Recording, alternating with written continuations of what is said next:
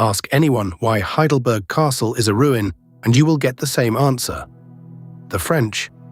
And they are right. In March 1689, the armies of Louis XIV set fire to the place and blew the face clean off its great round tower, a tower with walls 7 meters thick. 4 years later, they came back to finish the job. They packed the powder tower with mines until half of it sheared away and toppled, whole, into the moat. It is still lying there. You can walk up and put your hand on it. All of that is true.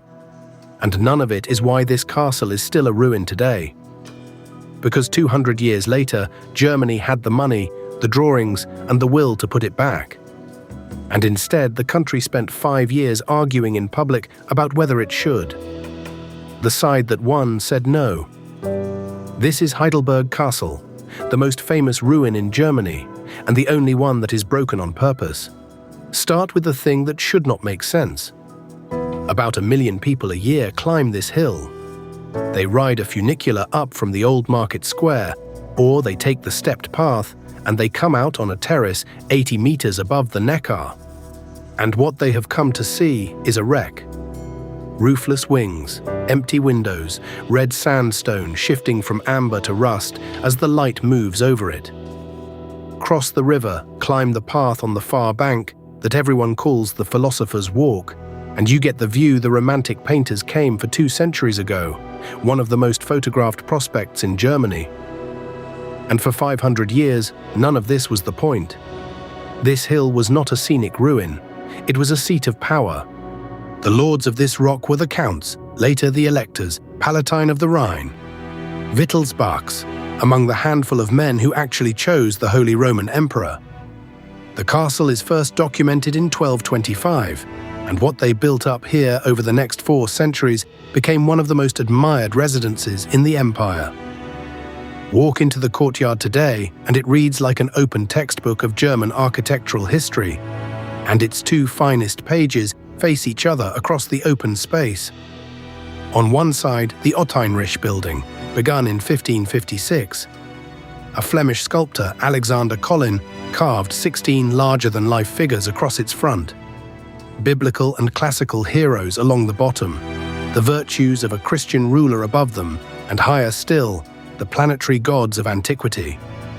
That mix of scripture and paganism earned it a nickname it never lost, the Pagan Building.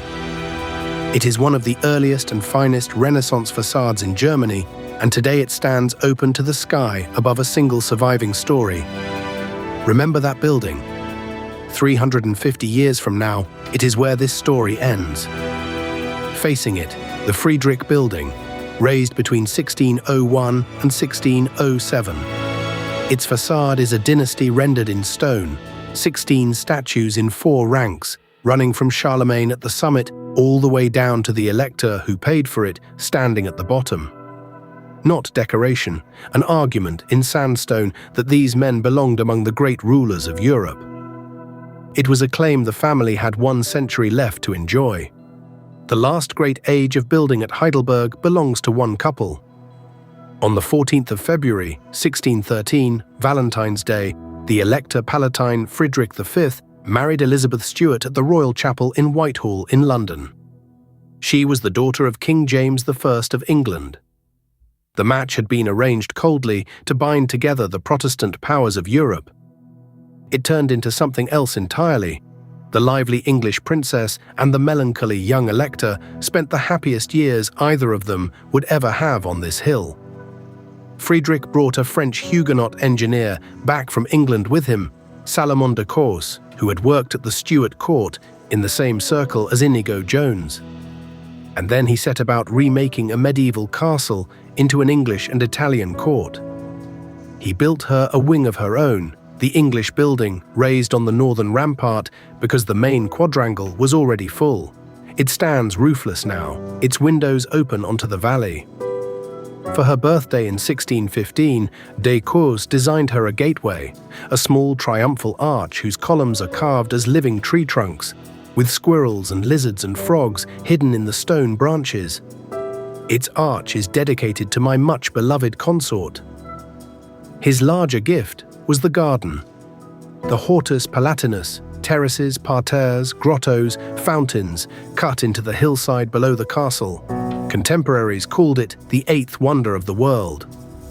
It was still unfinished when politics came for them. In 1619, Friedrich accepted the crown of Bohemia. It was a Protestant gamble against the Catholic Habsburgs, and for a few months, it looked like the beginning of something. On the 8th of November, 1620, his army was broken at the Battle of White Mountain outside Prague. He had reigned for barely a year. He lost Bohemia, he lost his own lands. He lost the Palatine electoral dignity itself, which was handed over to Bavaria. And history gave him the name he has carried ever since, the Winter King, a king for one winter. The garden was never finished. Heidelberg's golden century ended almost as soon as it had begun. Then the 30 Years' War arrived in person. In 1622, the Catholic League army under Tilly stormed the town. The following year, the Bibliotheca Palatina, the great library assembled at the Protestant court here, one of the finest collections in Europe, was loaded up, carried over the Alps, and presented to the Pope. 400 years later, the Vatican still has it. The building was still standing. Everything it had been built to hold was gone. The end came at the close of the century, and it came in 2 visits. Louis XIV pressed a claim to the Palatinate through his sister-in-law, Lieselotte, who had been born in this castle. On that thin pretext, he sent his armies up the Neckar. In March 1689, French troops set the castle on fire and blew the face off the Dicker Turm, the thick tower, whose walls ran some 7 meters deep, and whose top floor Friedrich V had once fitted out as a theatre in the English style, Elizabeth Stuart's Theatre. They came back in 1693 to finish it. This time they packed the powder tower with mines. When it went up, half the tower sheared away in one piece and fell into the moat below, where it landed on its side and stayed. The Germans named it the Gesprengte Turm, the blown-up tower. Its sheared face lays the whole vaulted interior open like a cutaway drawing you can stand inside. And here is where the story is supposed to end. The castle destroyed by a foreign army, mourned ever after. Except the castle got 2 more chances. The electors never really came back. In 1720, after a quarrel with Heidelberg's Protestant townspeople over a church, the elector Karl III Philip simply left, moved the whole residence down onto the plain to Mannheim, and ended Heidelberg's 5 centuries as a seat of power. His successor, Karl Theodor, had second thoughts. He looked at the shell on the hillside and began to think about making it habitable again. Halls were repaired. Plans were made. He prepared to move back in. And on a June day in 1764, lightning struck the rebuilt halls. Twice, in quick succession. He had spent the money, repaired the roofs, and was about to move in, and the sky burned it down in front of him.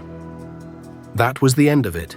The plan was abandoned for good, and the castle was left to the weather and to the townspeople who came up the hill and carried off its dressed stone to build their own houses. For a generation, Heidelberg Castle was not a monument. It was a quarry. What saved it was not money, and not the state. It was fashion. Around 1800, the broken towers and the ivy and the dark hills and the curve of the river became exactly the kind of scene the Romantic Age had been looking for. Poets came, painters came, J.M.W. Turner came back again and again between 1817 and 1844 to paint this castle above this river. The strangest of its admirers was a Frenchman. Count Charles de Grambert had fled the French Revolution, and in 1810 he settled in the town beneath the castle that French armies had destroyed. He spent his life and his fortune saving it, documenting every wall in meticulous drawings, fighting the quarrymen for the stones. A French émigré is the reason a great deal of this castle still exists. And in 1880, an American put it in front of the English-speaking world. Mark Twain had lived 3 months in the town below, and this is how he described what he saw from it. The huge ruin of Heidelberg Castle with empty window arches, ivy-mailed battlements, mouldering towers, the leer of inanimate nature, deserted, discrowned, beaten by the storms, but royal still and beautiful. Royal still. Hold on to that sentence. The argument that was coming turns entirely on it. By 1900, all that affection had hardened into a problem. Germany was now a rich, unified, confident empire, and this castle had become a national symbol. So the obvious thing was obvious to a lot of people. Rebuild it. Put the roofs back, restore the Renaissance palace to its glory as a monument to the nation. The money existed. The German emperor personally became the project's patron. And the work had already started. The government of Baden hired an architect from Karlsruhe, Karl Schäfer, who restored the Friedrich building between 1897 and 1903. He did it thoroughly. He replaced more original stone than he strictly had to. He put on an iron roof structure 4 meters higher than the one it replaced, and inside he built a spiral staircase that had never existed in the building at all. Then he presented his plans for the next wing. The Ottheinrich building, the pagan building, that 400-year-old sculpted facade standing open to the sky. And the country's conservators called a conference and went to war. The fight has a name in German, the Heidelberger Schlossstreit, the Heidelberg Castle dispute, and it ran for years, in pamphlets and congresses and newspapers far beyond the borders of Baden. One side said a monument is what the thing was. The other said a monument is what the thing is. The man who won it was an art historian from Strasbourg named Georg de Hio. He published his case in 1901 under a title that was really a question to the whole country.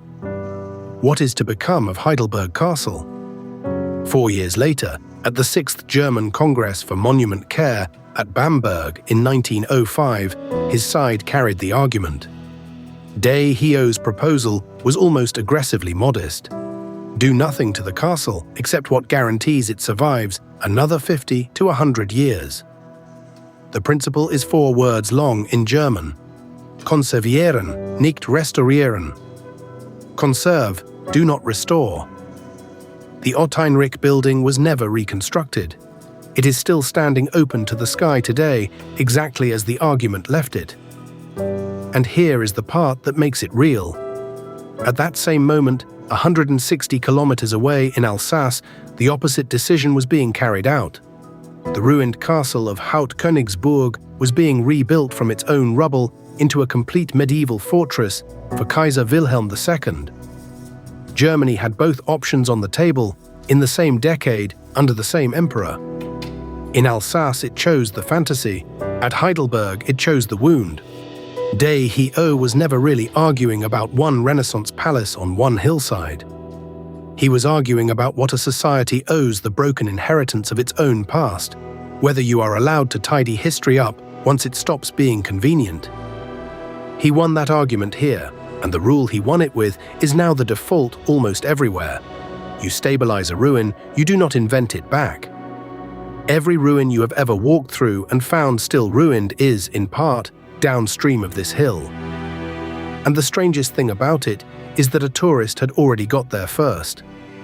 20 years before the professionals started shouting at each other, Mark Twain stood in front of the tower the French had blown in half, the one lying in the moat, the one on the thumbnail of this video, and wrote this.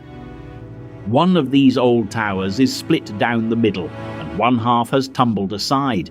It tumbled in such a way as to establish itself in a picturesque attitude. Misfortune has done for this old tower what it has done for the human character sometimes, improved it. Improved it. Which leaves Heidelberg with a very strange kind of victory. The palace failed. It was burned twice by an army, quarried by its own townspeople, and set on fire from the sky the one time anyone tried to bring it back. Every single thing it was built to be was taken away from it. And 1 million people a year still climb that hill, not despite the fact that it is broken, but because of it. Heidelberg Castle stopped being a palace 300 years ago. What it became instead was an argument, and the argument won. If you want the full record behind this episode, every date, every source, the complete written guide, it's linked at the top of the description on our website. If you go yourself, take the funicular up from the corn-marked, but walk back down, because the path gives you the castle from angles the ride skips. And if you can time your visit to one of the illumination nights, do. They floodlight the ruin blood red with fires that are meant to look like the burning of 1689. The castle reenacting its own destruction for a crowd. And if castles with stories like this one are your kind of history, subscribe. The Stonekeep Atlas archive already holds 100 of them, from the Rhine to the Loire, with more episodes on the way.